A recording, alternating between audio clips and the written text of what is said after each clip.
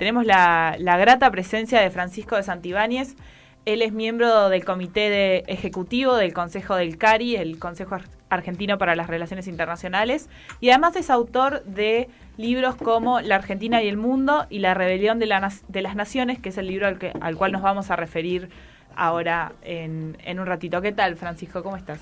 Muy bien, gracias por la invitación. No, por favor, gracias a vos por acercarte hasta acá. Para arrancar, ¿qué significa este concepto de neoconservadurismo popular? Yo empiezo un poco el libro, para ponerlo en contexto, es volverle a dar importancia o mencionar la importancia de la filosofía política, ¿no? El rol de las ideas políticas. Pues yo creo que un fenómeno, ya habrán leído o conocerán el tema del fin de la historia de Fukuyama, que él básicamente decía que con el fin de la Guerra Fría se acabaron las luchas ideológicas, había triunfado el liberalismo político, el capitalismo, la democracia, y ese era el fin de la historia. El objetivo final de la historia ya se había alcanzado, que después iba a haber algunas luchas, pero nada, todo iba a tender hacia ese fin. Y nos olvidamos un poco de la importancia de la filosofía política, y en particular una escuela que es el conservadurismo, que es una escuela muy diferente al liberalismo, lo cual uno tiende a olvidarse, porque en la Guerra Fría se generó una alianza intelectual, hubo un trabajo que llamó fusionismo, por el cual el liberalismo y el conservadurismo llegaron a un acuerdo para enfrentar el comunismo y a la Unión Soviética. Y lo que estamos viendo ahora en el mundo yo creo es un claro ejemplo del resurgimiento de un tipo de conservadurismo nuevo, que si bien respeta lo que son los pilares del conservadurismo, que yo diría básicamente es preservar la estabilidad de la comunidad a través de el rol tradicional de la familia, el rol de la religión en la cuestión pública y una serie de valores, especialmente el rol de las instituciones intermedias en la sociedad, pero con ciertas diferencias, ¿no? Y algunas de las diferencias yo diría que son, en primer lugar, tienen que ver con las formas. El conservadurismo tradicionalmente valora mucho la moderación. Y acá lo que estamos viendo es una nueva generación de líderes mucho más agresivos, tanto a nivel relacionado con sus adversarios políticos como con las instituciones liberales republicanas. Y el segundo punto, que es el más importante, es el antielitismo. El conservadurismo históricamente es muy respetuoso de las estructuras sociales, de las jerarquías sociales y de las clases dirigentes, y ahora estamos viendo una generación de líderes a nivel mundial que son conservadores, pero que su mayor motor es el ataque a las élites gobernantes. Serían como los outsiders, digamos. En gran medida, porque los acusan que son élites que perdieron el contacto, ya no defienden más los valores y los intereses de la población. Entonces un conservadurismo, y yo lo defino popular, que es la diferencia con conservadores de antaño, ¿no? Y eso se ve en Estados Unidos, una cosa es Trump y una cosa son los miembros de la familia Bush, una cosa es Boris Johnson y otra es Cameron. Una cosa es Salvini, lo podría haber sido un primer ministro demócrata cristiano de hace 10, 20 años. Una cosa es Bolsonaro y otra es Cardoso. Esto se está dando prácticamente en todos los países del mundo. Y Francisco, ¿en qué falló el liberalismo como para que mucha gente se sienta atraída por los conservadurismos populares? Bueno, principalmente creo que el liberalismo se cerró demasiado en sí mismo. Cuando terminó la Guerra Fría y ya no había una necesidad de este acercamiento con el conservadurismo, el liberalismo yo creo que se acercó más al progresismo. Eso coincidió con cambios tecnológicos que hicieron que surja una nueva élite, Silicon Valley, las reuniones en Davos, Financial Times, Hollywood, todas estas instituciones básicamente generaron una nueva ideología de las élites que era liberal en lo económico y progresista en lo social. Y se utilizaron ciertas formas para promocionar esa idea que causaron mucho rechazo. Un tema clave acá es la cultura de lo políticamente correcto, ¿no? Más del 80% de los estadounidenses se oponen a esta idea de que hay ciertos temas de los que no se pueden discutir y que en cierta forma es una estrategia que viene más de la izquierda y que adoptó el liberalismo de ir imponiendo ideas que no necesariamente son las que está de acuerdo la sociedad. Y si de esa manera se abandona el principio histórico del liberalismo de que tiene que haber libre discusión de ideas racionales y de esa manera se llega a la mejor solución posible. Entonces yo creo que hay una gran responsabilidad del liberalismo, se encerró demasiado, posturas muy convenientes, liberal en lo económico, una derecha que ya tenía buena posición económica, y en temas sociales muy progresista, con lo cual, con lo que hago con mi vida, nadie me puede decir. Entonces, por un lado, era un posicionamiento muy conveniente para las élites actuales, pero que la mayoría de las sociedades no necesariamente estaba de acuerdo. ¿Y qué tanto tiene que ver este surgimiento del neoconservadurismo, del conservadurismo popular, con esta crisis en la representatividad o este descreimiento por las instituciones que vive la sociedad hoy en día? Bueno, acá yo creo que ese es el fenómeno de fondo. Ahora, lo interesante de todo esto es que el rechazo a estas élites gobernantes no viene desde la izquierda mayormente, sino viene de la derecha. Y veamos los casos, ¿no? Estados Unidos, Gran Bretaña, Francia, Alemania, Hungría, Polonia, Italia, Turquía, Israel, Rusia, China inclusive, que no parece ser un caso de conservadurismo popular, pero si uno lo analiza en el fondo tenés elementos claves. Entonces hay algo que es cierto, hay un rechazo a las élites gobernantes, pero la respuesta en la enorme mayoría de los casos viene desde un conservadurismo y no desde el progresismo, ¿no? Sino como se explica que la sociedad estadounidense, si la oposición fuese más por temas económicos, la crisis de 2008 o la diferencia de ingresos entre los ricos y los pobres, terminan eligiendo a Trump, ¿no? Un millonario. Y esto lo ves en todos los países. Generalmente estamos hablando de regímenes que son capitalistas y que de lo que descreen, más que del capitalismo, es de la versión más ambiciosa de la globalización. Claro. Entonces lo que estás viendo es restricciones al libre movimiento de personas, la inmigración, que es un factor clave de la globalización, y a la subordinación de ciertas variables económicas y a la eficiencia económica en pos de respetar otros valores, como son la seguridad nacional o la estabilidad de la sociedad, ¿no? Sí. Entonces, el caso de Rusia, por ejemplo, con Putin, que los rusos están dispuestos a sufrir consecuencias económicas a través de sanciones, pero lo que ellos priorizan es la seguridad nacional y la autonomía en términos de política exterior, pero también de los valores que defienden los rusos. Y algo parecido encontrás en Hungría, en Polonia, las luchas contra la Unión Europea. Esto es algo que se está repitiendo y que está transformando la política doméstica y la política internacional, porque el mayor nacionalismo asociado con el conservadurismo de estos líderes te lleva a que las instituciones internacionales hoy estén en crisis, casi sin excepción, ¿no? Naciones Unidas, Unión Europea, Organización Mundial de Comercio, la Corte Internacional de Justicia. Sí. Casi sin excepción, los estados ya no están dispuestos a ceder la soberanía, la autonomía que estas organizaciones requieren para hacer su trabajo. Así que ahora yo creo que estamos viendo un cambio de época a nivel de política doméstica y a nivel de política internacional. ¿Y vos por qué crees que esa respuesta se da desde el lado del conservadurismo y no de un progresismo o un mayor progresismo? Recién vos mencionabas que hay movimientos que reniegan de la globalización o que reniegan de cuestiones, mencionabas la crisis del 2008. ¿Por qué crees que la respuesta está dada por como volver a estructuras más asociadas al pasado que avanzar en cuestiones más, no quiero ponerlo en términos de la palabra futuro, pero de mayor progresismo? Y creo que se olvidó que la importancia que tiene la política, la identidad y la cultura, ¿no? Que en última instancia suelen ser factores más importantes que los económicos. Y que las sociedades hoy en día, quizás por los cambios tecnológicos y por otro tipo de cambios, no hay que olvidarse, por ejemplo, en India y en China. Yo ahora vengo de Beijing. Más del 70% de la población son migrantes de otras regiones de China, ¿no? Entonces hay un fenómeno enorme en los países en desarrollo en Brasil pasa algo parecido, de mucha inmigración a grandes ciudades, gente que pierde los lazos con su familia, con las instituciones tradicionales, y hay una necesidad de fortalecer el sentido de identidad nacional y muchas veces religioso, que es lo mismo que pasó en Europa a principios del siglo XX. Entonces yo creo que hay distintas causas, pero generalmente son causas que tienen más que ver con la identidad cultural. El temor a la inmigración en Europa es muy fuerte, especialmente a inmigrantes del mundo musulmán. Sí.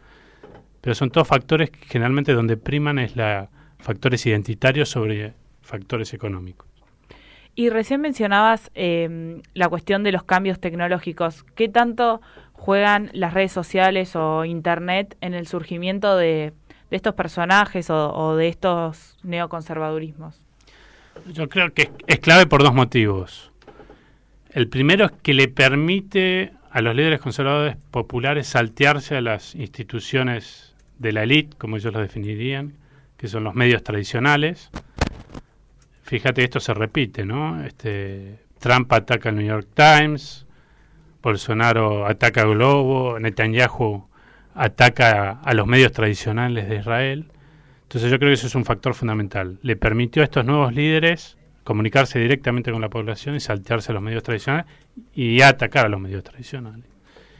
Y por otro lado, y esto sí es un tema muy importante, al principio se pensaba que las redes sociales o Internet iba a facilitar el entendimiento, la comunicación, el diálogo. Sí. Y volvió a ocurrir lo que ocurrió cuando se creó la imprenta, digamos. Son factores tecnológicos que lo que único que hacen es facilitar la expansión, la comunicación de las ideas. Ahora, estas ideas pueden ser de diálogo, de concordia, o pueden ser prejuicios, ¿no? Con Ferguson el otro día le escuchaba decir, ¿no? Libro más vendido después de la Biblia con la creación de la imprenta era un libro sobre básicamente atacar a las brujas. Y entonces esta es una de las ironías del mundo actual, que Silicon Valley, que debe ser la comunidad más progresista, una de las más progresistas del mundo desarrollado, es la que creó los elementos que le permitieron a Trump ganar la elección, que son las redes sociales. Sí. Lo cual también es fascinante, ¿no? Como predecir los efectos que va a tener una nueva tecnología es muy difícil. Sí, además que partiendo del pensamiento de Habermas, no es Internet y las redes sociales no es un espacio en el que se pueda llegar a la deliberación y construir diálogos, sino que solamente son redistribuidores de información. No se presta al diálogo, sino solamente a esto, a cámaras de eco, a expansión de mensajes que solamente ayudan a que se radicalicen. Sí, es interesante, ¿no? Primero, la idea de que hay una libertad de expresión y que hay un libre diálogo, que esto también lo veían otros autores de mitad del siglo, es un poco un mito, ¿no? Entonces, todas las sociedades tienen ciertas reglas que regulan los debates públicos. Quizás las excepciones fueron Francia, Alemania a finales del siglo XIX, principio del XX, donde tenías una discusión total, pero que eso te lleva a extremos también, ¿no? Eso es lo mismo que produjo el comunismo, el nazismo. Fueron esos diálogos que eran muy ricos intelectualmente y culturalmente, quizás eran los momentos de mayor riqueza intelectual que tuvo Occidente, pero también hay cierto nivel de peligro. Y el otro dato es que esta libertad de expresión que permiten las redes sociales, hoy no la están liderando los pensadores, casi no hay pensadores en realidad, sino que se da más en la base, ¿no? Y ese es un fenómeno nuevo que alimenta el antielitismo, creo. Permite a que los ciudadanos de pie tengan más relación entre ellos y puedan tomar distancia de lo que eran los partidos políticos, los intelectuales de otra época. ¿Crees que el liberalismo está tomando nota sobre lo que está pasando? ¿Está mutando en algo nuevo o está estancado? No, yo creo que está totalmente estancado. Lo que les digo a mis amigos liberales, doy el ejemplo. Hace un tiempo estuve en París, que a propósito volvió a ser el centro intelectual de estos debates, muy interesante. Básicamente la crítica al liberalismo desde la izquierda, desde la derecha y desde algún centro más, tipo nuevo de centro. Y vos ves lo que vas a las librerías y ves lo que es la revista intelectual de la nueva derecha, que se llama el Incorrecto, y es una revista mucha fotografía, muchos jóvenes escribiendo, con una buena edición y con artículos interesantes. Puedes estar en contra o no, pero hay pensamiento nuevo. Y el equivalente del liberalismo es la revista Comentario es una revista que fundó Raymond Aron hace 40 años y que la mitad de los textos son textos de hace 30 años. Pero yo creo que eso ejemplifica que en el liberalismo hay poca autocrítica de qué se hizo mal para que esté hoy en la situación que está el liberalismo y que surjan ideas nuevas, como siempre en la historia del pensamiento al liberalismo, un progreso, Sí. cambios de ideas, nuevas líneas de trabajo, y hoy en día no lo veo, y lo ves en Estados Unidos, ¿no? Ya no quedan candidatos liberales tradicionales. El Partido Republicano terminó con Trump y los demócratas van a terminar con Warren, Sí. otra candidata más de una izquierda que para lo que son los estándares de Estados Unidos es una izquierda radical. Sí. Y recién mencionabas que hay que tener en cuenta el mapa y hay que ver el mapa, dónde son los lugares que gobiernan estos líderes con estas características. ¿Qué pasa en Argentina y qué pasa en la región? Bueno, en la región empezaste a ver un fenómeno similar en Costa Rica, que hubo una elección a presidente donde uno de los dos candidatos que llegó a la segunda vuelta, su tema fundamental era oponerse al matrimonio gay y oponerse a la intervención de la Corte Interamericana de Justicia con ese tema en Costa Rica, y eso levantó todo un movimiento. Tuviste en Colombia el rechazo al acuerdo con la FARC, que lo lideró las iglesias evangélicas citando temas de defensa de la familia tradicional. Y por supuesto el caso más claro es Bolsonaro, que cumple con todos los requisitos de lo que yo definiría un conservador popular. Y la característica que tiene el conservadurismo populismo en América Latina es precisamente el rol de las iglesias evangélicas, que en todos estos años ganó influencia. Hoy te diría, en Brasil tiene que salir el último censo, pero aproximadamente el 30% de la población es evangélica. En Argentina 15% y en el resto del país, la región debe ser un 20% en promedio. Donde, al igual que ocurrió en Estados Unidos en los fines de los 70, ahora se está involucrando políticamente. Y tienen un peso muy grande. Así que yo te diría que es un fenómeno creciente en América Latina, donde la crisis de ciertos políticos más de la tradición liberal, como Piñera en Chile, va a hacer que el que ocupe su lugar en la derecha sean candidatos más cercanos a este conservadurismo popular. De hecho, en Chile ya está pasando estos días. Así que te diría que es un fenómeno en ascenso con las particularidades de la región. ¿Y cómo hizo este conservadurismo popular para surgir en países como China y Rusia, donde si bien son capitalistas, se puede decir, tal vez, no hubo liberalismo político?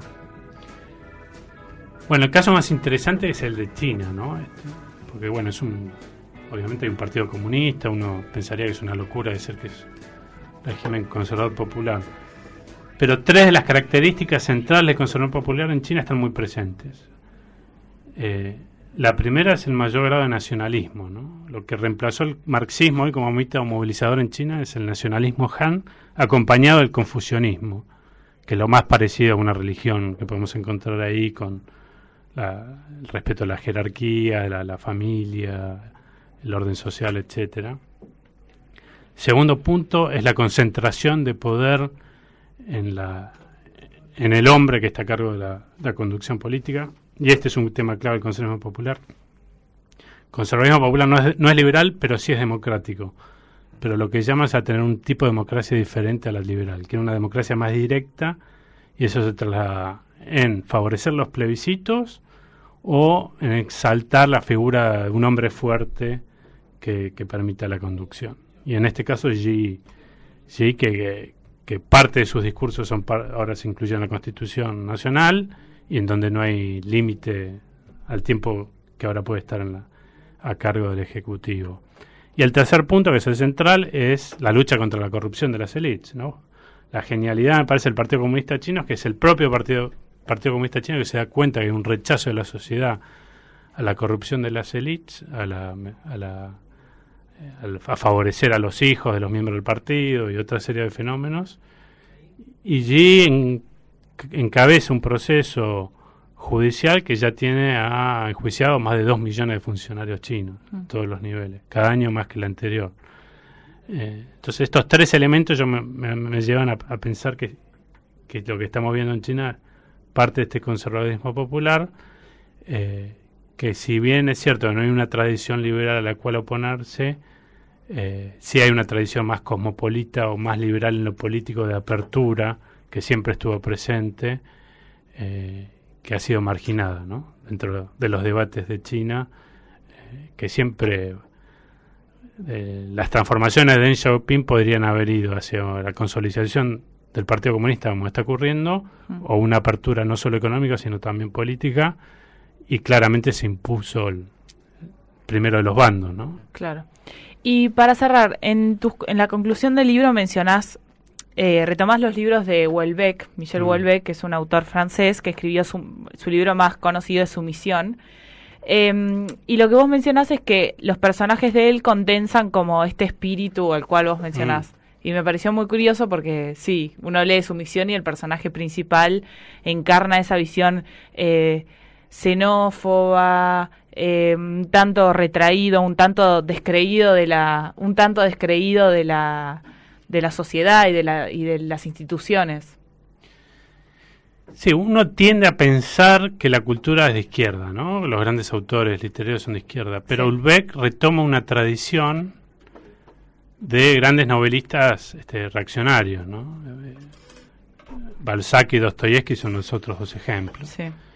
Y Houellebecq yo creo que describe el fenómeno existencial del individuo actual en cierto sentido, que es la desesperación de la soledad ante la destrucción de la familia, de las instituciones religiosas, etcétera, y la solución que él le encuentra a esta desesperación individual es una vuelta a un modelo anterior, y Houellebecq en esto es muy abierto y muy crudo, sí, ¿no? De hecho tiene otro libro que se llama Serotonina, no sé si lo leíste, sí. Que bueno, que el personaje es bastante similar al de Sumisión, pero está visto más del lado de tomar como una pastilla para de alguna manera relegar o alivianar los efectos. Bueno, el libro yo leí después de escribir pero que creo que es el más interesante de Houellebecq, que es donde hace la crítica a los 60 franceses, la destrucción de la familia, etcétera, es las partículas elementales, que ese lo recomiendo si quieren leer. Pero sí, yo creo que hay dos autores, si bien el conservadurismo popular es un fenómeno que viene más de abajo hacia arriba, un movimiento que surge desde las bases, hay dos autores que yo considero que son quizás las bases intelectuales si uno las busca. Uno es Houellebecq, además que le da legitimidad en cierta medida, pues quizás el novelista más importante vivo. Y el otro es Samuel Huntington, ¿no? Que uno a veces se olvida y toda la comunidad intelectual de Estados Unidos lo trata de tapar ese aspecto de Huntington, pero la última etapa intelectual de Huntington, con libros como Choque de Civilizaciones y ¿Quiénes somos?, son libros conservadores populares, donde él dice que hay una élite liberal y cosmopolita que está destrozando Estados Unidos porque no está defendiendo el país de las amenazas al credo americano. Y este es un factor importante. El conservadurismo popular, el conservadurismo en general, se basa en la cultura y no en la etnia, como otros corrientes de derecha. Está bajo amenaza o por el expansionismo musulmán en el exterior o por la inmigración mexicana. Sí. Y a él yo creo que él empieza a sentar las bases intelectuales de este movimiento. Bueno, Francisco, ha sido un placer tenerte en el estudio y más que invitado para próximas ocasiones. Bueno, muchísimas gracias por la invitación.